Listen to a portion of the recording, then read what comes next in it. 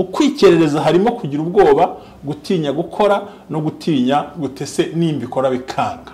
Icya kabiri nakererejwe nande. Niba ari karande ntiba yihariye, karande bisangiwe n'umuryango. Papa, mama, bavandimwe bene wanyu, ukabona ko muhuje situation, shaka umushumba gusengere akurambitseho ibiganza agukorere deliverance. Icya gatatu ugomba kureba se ko nta karandiri wacu ese ni umuvumo bakuki, umuvumo uva ku byaha byawe bwite n'ibyaha byabyo warakoze bigatuma bikubuza amahirwe y'ubuzima n'icyerekezo gikwiriye. Aho naho ko tugara umuvumo nabwo reka shaka umushumba usengera nihane ibyaha. Ikindi cya kane kikuza kugera ku musozi ni komporo y'abantu cyangwa bo mugendana.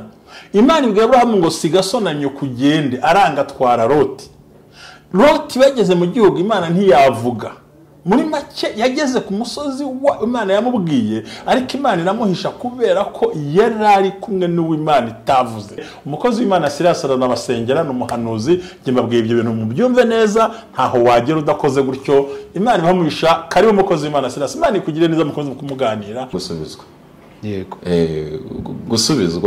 Gusubizwa abantu benshi basenga cyane ariko ntibizera. Gusenga cyane rero ntago ari gusubizwa, ariko kwizera ukanasenga byose bifatanyiriza hamwe kwegereza inzira ikimenyetso cyaho igisubizo kiri. Yego. Kuko hari ushobora gusenga ukayoba inzira kubera ko wasenze nabi, kubera ko wasenze nabi. No kuvuga ngo urona na Yobu ari ku musozi w'umubabaro, ntago yigeze asenga nabi. Oya, ntigeze asenga nabi, ahubwo yavuze ngo nzakomeza ngendane nawe. Ariko impamvu yabivugaga niki nuko yarazi ko hari inzira ashobora gutabarwamo. Yego.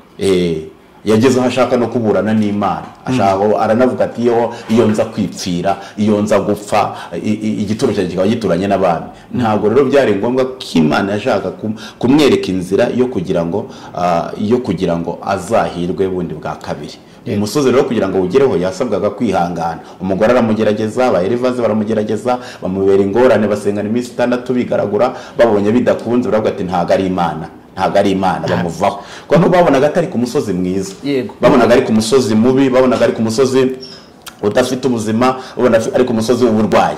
Ariko nubwo bagucika niyo bakureka niyo bagenda, hari umusozi wawe w'ibyiringiro uburaho, umusozi w'amahirwe, umusozi w'umugisha. Ariko shitana bagabye bya bitero bya n'umushumba byose agenda tubwira, bya zanzozi kurota zanzozi mbi, kurota inzozi z'ibikeri, kurota inzozi z'ibinyenzi, kurota bakunyaga, kurota ibyo bintu byose ugenda uhura nabyo. Ndagira nkubwire ngo mu butware n'ububasha Imana igitangamo inzira yuko ukagira icyo ugomba gukora koko iyo nzira iba yabonetse. Yego. Urumva Yobu ababimubwiye ndagira ngo twumve iki kintu, ntabwo bari abantu bo hanze. Oyo bari aba hafi. Mushumba akunda kubivuga hafi. Mushumba yigeze kubivuga n'igihe kumva ikiganiro yavuze mu minsi yashize, ariko kuvuga ngo umwanzi wawe akurwaza ari uruhande rwawe agushyiramo ibirungo kugira ngo kurangize vuba. Umwanzi wawe ngakuba hafi nk'uko urwaje. No kuvuga ngo nubwo kuba hafi nk'uko urwaje abagira ngo akurangize vuba, ariko kubera yuko Imana ibigubira gutegurira umusozi wawe wo kugomba kugeraho ukakira ibisubizo byawe, ntabwo yakwemera ko kuri hafi uguhiga, ugucunga, ukwitaho ugira ngo akugerere nabi. Ntabwo yakwemera yuko upfa utageze kuri uwo musozi. Ndibuka mushumba ankura Rwampaye, abari barahankize bagira ngo ntazajya ku musozi w'ibyiri, ku musozi witwa ubumwe bw'abera. Ankura Rwampaye hari ahantu habi, twarasengaga agacuma kakaza kibirangura, agacuma kabarozi kakaza kibirangura, kakaza mushumba aje rero aravuga ati umva urimo imbaraga z'Imana, ariko ndagukura hano kuri uyu umusozi mubi. Anzana ku musozi mwiza ubumwe bw'abera, anzana ku musozi wundi mwiza aho yakoreraga abari akira. Arambwira ati guma hangaha. Abantu bumve ko hari imisozi n'ibiri, hari imisozi idutsikamiye ariyo twatinzeho, ariyo twasengeyeho, ariko tubashe kubona umusozi mwiza uri ibisubizo byacu. Yego. kandi shitani akoresha imbaraga nyinshi, cyangwa imbaraga za shitani zikoresha imbaraga nyinshi zo kugira ngo atwereke umusozi mubi cyane, umusozi mwiza ntawo twereke, kugira ngo twebwe tunanirwe mu nzira, tutagira ikintu kiduha imbaraga zizatugeza ku musozi mwiza. Ariko iyo duhagaze mu ihame mushumba akunda kugenda bivuga, iyo duhagaze mu mahame muzajye mugenda mwumva, iyo tuyahagazemo turinda tugera kuri wa musozi mwiza uriho ibisubizo byacu. Ariko kubera ko abantu bananiwe mu nzira, bituma umuntu ashaka ibyo shitani yagezeho, ashaka no kuburana n'Imana, aranavuga ati iyo nza kwipfira, iyo nza gupfa, igituro cyanjye kikaba gituranye n'abami. Ntabwo rero byari ngombwa ko Imana yashaka kumwereka inzira yo kugira ngo azahirwe bundi bwa kabiri. Umusozi rero kugira ngo ugereho yasabwaga kwihangana. Umugore aramugerageza, abaherevaze baramugerageza, bamubera ingorane, basengana iminsi 6 bigaragura, babonye bidakunze baravuga ati ntago ari Imana, bamuvaho. Kuko babonaga atari ku musozi mwiza, babonaga ari ku musozi mubi, babonaga ari ku musozi udafite ubuzima, ubona ari ku musozi w'uburwayi. Ariko nubwo bagucika, niyo bakureka, niyo bagenda, hari umusozi wawe w'ibyiringiro uburaho, umusozi w'amahirwe, umusozi w'umugisha. Ariko shitani bagabye bya bitero bya n'umushumba byose agenda tubwira, bya zanzozi kurota zanzozi mbi, kurota inzozi z'ibikeri, kurota inzozi z'ibinyenzi, kurota bakunyaga, kurota ibyo bintu byose ugenda uhura nabyo. Ndagira nkubwire ngo mu butware n'ububasha Imana igitangamo inzira yuko ukagira icyo ugomba gukora, koko iyo nzira iba yabonetse. Yego, urumva Yobu ababimubwiye, ndagira ngo twumve iki kintu, ntabwo bari abantu bo hanze, oyo bari aba hafi. Ubumwe bw'Abera Ministries, amavuta akandagira amateka, ubuzima bugahinduka. Mwiyerekwa ry'umushumba Reverend Ntambabazi Jean Baptiste ubwo yasengaga Imana, yamuhishuriye abantu benshi batsikamiwe n'amateka mabi. Imana yamubwira ngo genda ubasuke amavuta, ubuzima buhinduke, nabo bahindura ubw'abandi. Ubumwe bw'Abera Ministries ntabwo ari idini, nta nubwo ari n'itorero, ni umuryango wakira buri muntu wese akabohoka. Buri muntu wese mu itorero abuhejejwe muri byo. Ubumwe bw'Abera Ministries, amavuta akandagira amateka, ubuzima bugahinduka.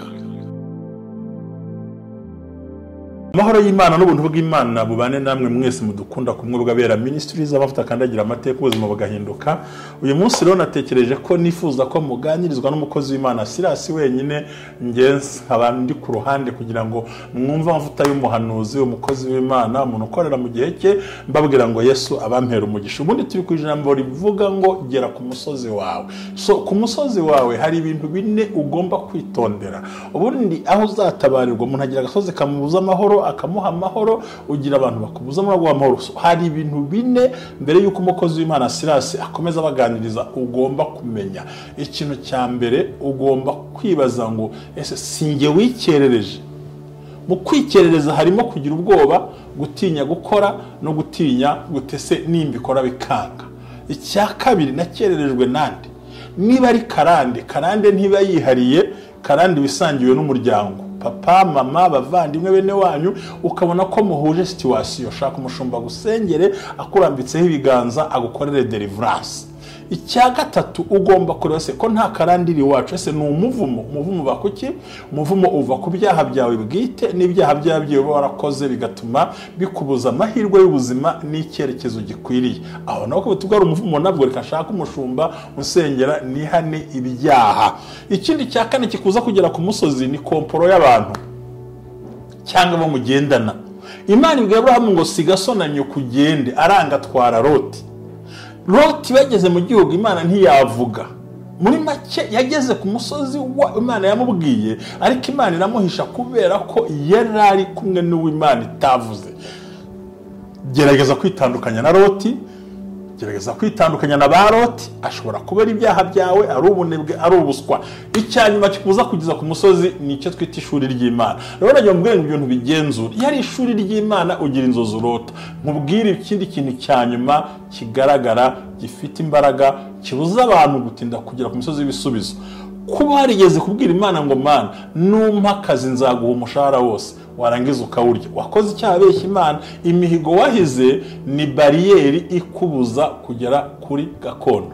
Jerry wabyumvise nabyumvise ngo umuhigo yagize gute wahize niyo bariyeri kubuza kugera ku bisubizo cyane rwose abahize imishahara abahize kuzafasha abahize bucece uzi ko nicyo wahize ucecetse na Kimana izakikubaza mu mutima na Kimana izakikubaza ngibyo ibintu bishobora gutuma utagera ku musozi asigaye mukurikirane umukozi w'Imana Silas n'abasengera n'umuhanuzi nge mbabwiye ibyo bintu mu byumve neza ntaho wagera udakoze gutyo Imana ibamuhisha karibu umukozi w'Imana Silas Imana ikugire neza mukoze kumuganira murakoze ndashima umukiza kandi meze neza ndashimira Imana ko ndi muzima nongeye kugaruka hano muri studio z'ubumwe bw'abera nongeye kunezerwa ko mpawe aka kanya kandi kuba ndi imbere yanyu mwese Imana ibampere kurama nkunda kubivuga na mushumba ubampaye aka kanya na Imana imuhe kurama yego Imana imuhe kurama yego twese iduhe kurama turacyari kuri ya masengesho cyangwa se tureba icyatuma tuzamuka tukagera kuri wa musozi wo kubohoza ibyacu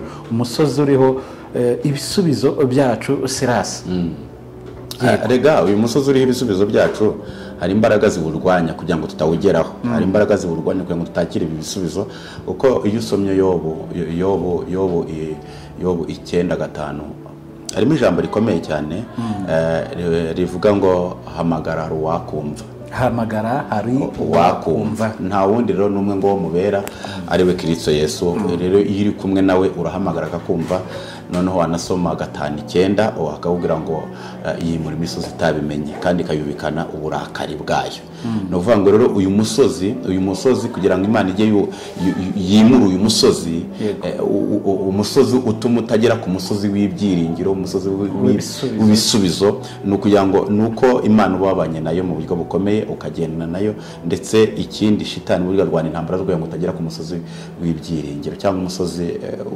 w'umugisha umusozi w'umugisha hari ibintu umushumba yavuze ahashize avuga ibintu umuntu yarose neza akarota amera umusatsi akarota umuntu amufurira ibyo bintu byose yagiye abivuga yarose n'ibintu bibi cyane by'ibikeri yavuze n'ibintu bibi cyane by'ibikeri bigenda abantu bagenda bahura nabyo by'ingorane n'akaga n'agahinda ariko avuga ibikeri avuga ibinyenzi avuga ibintu byinshi bitandukanye nk'uko Imana yagiye ibiduha twese tukanabimenya ariko uyu musozi kugira ngo uwugereho nuko bya bikeri biba byafashe inzira yawe kugira ngo utawugeraho ariko iyo uhagaze mu ihame ryo kuhamagara ryo guhagarara mu butware ugasobanukirwa imbaraga urwana nazo zituma uca hagati muri izi mbaraga ukagenda ukagera kuri uyu musozi uyu musozi rero kugira ngo ugereho ubarwanya intambara ikomeye kugira ngo ugereho ubarwanya intambara ikomeye benshi bibaza se ko twasenze ko Imana yavuganye natwe ko mu butayu twabugenze bikemewe ahantu hose ko twahasengeye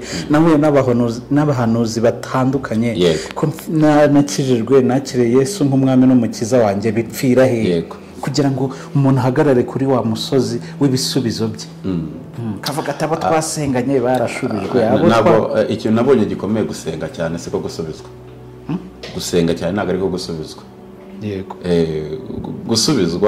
gusubizwa abantu benshi basenga cyane ariko ntibizera gusenga cyane rero ntabwo ariko gusubizwa ariko kwizera ukanasenga byose bifatanyiriza hamwe kwegereza inzira ikimenyetso cyaho igisubizo kiri kuko hari igihe ushobora gusenga ukayoba inzira kubera ko wasenze nabi kubera ko wasenze nabi ni ukuvuga ngo urabona na yobu ari ku musozi w'umubabaro ntabwo yigeze asenga nabi oya ntiyigeze asenga nabi ahubwo yavuze ngo nzakomeza ngendane nawe ariko impamvu yabivugaga ni iki ni uko yari azi ko hari inzira ashobora gutabarwamo yageze aho ashaka no kuburana n'Imana aranavuga ati iyo nza kwipfira iyo nza gupfa igituro cyanjye kikaba gituranye n'abami ntabwo rero byari ngombwa ko Imana yashaka kumwereka inzira yo kugira ngo azahirwe bundi bwa kabiri umusozi rero kugira ngo ugereho yasabwaga kwihangana umugore aramugerageza abayerevaze baramugerageza bamubera ingorane basengana iminsi 6 bigaragura babonye bidakunze baravuga ati ntago ari Imana bamuvaho kuko babonaga atari ku musozi mwiza babonaga ari ku musozi mubi babonaga ari ku musozi udafite ubuzima ubona ari ku musozi w'uburwayi ariko nubwo bagucika niyo bakureka niyo bagenda, hari umusozi wawe w'ibyiringiro uburaho, umusozi w'amahirwe, umusozi w'umugisha. Ariko shitani abagabye bya bitero bya n'umushumba byose agenda tubwira, bya zanzozi kurota zanzozi mbi, kurota inzozi z'ibikeri, kurota inzozi z'ibinyenzi, kurota bakunyaga, kurota ibyo bintu byose ugenda uhura nabyo. Ndagira nkubwire ngo mu butware n'ububasha Imana igitangamo inzira yuko ukagira icyo ugomba gukora koko iyo nzira iba yabonetse. Yego, urumva Yobu ababimubwiye ndagira ngo twumve iki kintu ntabwo bari abantu bo hanze, oyo bari aba hafi. Mushumba akunda kubivuga hafi. Mushumba yigeze kubivuga n'igihe kumva ikiganiro yavuze mu minsi yashize, arimo kuvuga ngo umwanzi wawe akurwaza ari uruhande rwawe agushyiramo ibirungo kugira ngo akurangize vuba. Umwanzi wawe ngo akuba hafi nk'uko urwaje. No kuvuga ngo nubwo akuba hafi nk'uko urwaje abagira ngo akurangize vuba, ariko kubera yuko Imana ibiguhera gutegura uyu musozi wawe wo kugomba kugeraho ukakira ibisubizo byawe, ntabwo yakwemera ko kuri hafi uguhiga ugucunga ukwitaho ugira ngo akugerere nabi. Ntago yakwemera yuko upfa utageze kuri uwo musozi. Ndibuka mushumba ankura Rwampaye, abari barahankize bagira ngo ntazajya ku musozi w'ibyiringiro, ku musozi witwa ubumwe bw'abera. Ankura Rwampaye hari ahantu habi, twarasengaga agacuma kakaza kibirangura, agacuma kabarozi kakaza kibirangura kakaza Mushumba aje rero aravuga ati umva urimo imbaraga z'Imana ariko ndagukura hano kuri uyu musozi, umusozi mubi. Anzana ku musozi mwiza ubumwe bw'abera, anzana ku musozi wundi mwiza aho yakoreraga abari akira. Arambwira ati guma hangaha. Abantu bumve ko hari imisozi n'ibiri, hari imisozi idutsikamiye ariyo twatinzeho, ariyo twasengeyeho, ariko tubashe kubona umusozi mwiza uri bisubizo byacu. Yego, kandi shitani akoresha imbaraga nyinshi, cyangwa imbaraga za shitani zikoresha imbaraga nyinshi zo kugira ngo atwereke umusozi mubi cyane. Umusozi mwiza ntawo twereke kugira ngo twebwe tunanirwe mu nzira, tutagira ikintu kiduha imbaraga zizatugeza ku musozi mwiza. Ariko iyo duhagaze mu ihame Mushumba akunda kugenda bivuga, iyo duhagaze mu mahame muzajye mugenda mwumva, iyo tuyahagazemo turinda tugera kuri wa musozi mwiza uriho ibisubizo byacu. Ariko kubera ko abantu bananiwe mu nzira, bituma umuntu ashaka ibyo shitani yakereye ku buzima bwe kugira ngo yinjire mu murongo w'ibyiza. Shitani agatanga ibindi mu nzira akaba ari byo abona kandi atari byo yagakwiye kwakira, akakira bikeya kandi aragiye kugera ku musozi mwiza. Umusozi mwiza ibisubizo, umusozi mwiza wo guhirwa, umusozi mwiza wo gukora ubukwe, umusozi mwiza wo gucuruza ukunguka, umusozi mwiza wo kubyara abana, umusozi mwiza ukaba uri ingumba. Uwitwa buriya Zakariya yigeze kugera ku musozi mwiza kandi yarabaye ku musozi mubi. Yego, naho ngaho aba ku musozi mubi, abo bakora n'ubutambyi bakazamura bati n'ubundi wukora ariko ntago byara. Nubwo tugaragariza ngo urakijijwe, ngo ugenda wigengesereye, ngo urabona ngo urakize, ariko ntago byara. Ariko Zakariya aravuga ati nubwo muntu kandi nubwo mugira gute, nubwo munsuzugura, hari umusozi ntegereje. Hari umusozi ntegereje ngo Zakariya akomeza ugenda uyu musozi bamusuzugura, uyu musozi bamuteza agaciro, bati ngaho tamba, ariko ntago tuzi ko nta mwana uzagira, nta tuzagira kuko nta n'umwana uzabufite. Ariko ngo agere umunsi umwe ngo agera ku musozi mwiza. Na nyuma atangarize ngo muri iki gihe, uyu munsi, iyi tariki n'ibindi bihe bizaza, ndagira ngo nkubwire ngo umusozi mwiza ugomba kwicaraho ukakira igisubizo cya Zakariya. Ngo baramusuzugura ariko akomeza kugendera mu nzira nziza, kuvuga ngo nubwo ndi kuri uyu musozi wo kujya gutamba nta mwana, umugore wanjye Elizabeth bitameze neza, igihe cyo kubyara bidakunda, ndakugira ngo mbwire ngo umusozi mwiza niyo waba utari wawugeraho, dufite imbaraga n'ubutware n'ubushobozi n'ububasha bwo gutegeka ugaca mu nzira nziza ukagera ku musozi mwiza. Yego, ariko Mushumba nongeye kumukunda ko yampaye akakanya. Mushumba ndamukunze ko yampaye akakanya, kuko hari abantu bajye baca ku ruhande bakambwira amakuru ya Mushumba, bakambwira ko yabasengeye bakabyara, bakambwira ko hari n'umumama yabwiye ati wowe genda ugure. Hari n'umumama wampamagara arambwira ati Mushumba buriya yigeze kunsengera, arambwira ngo ngende ngura imyenda y'abahungu, nagenda ngura imyenda y'abakobwa.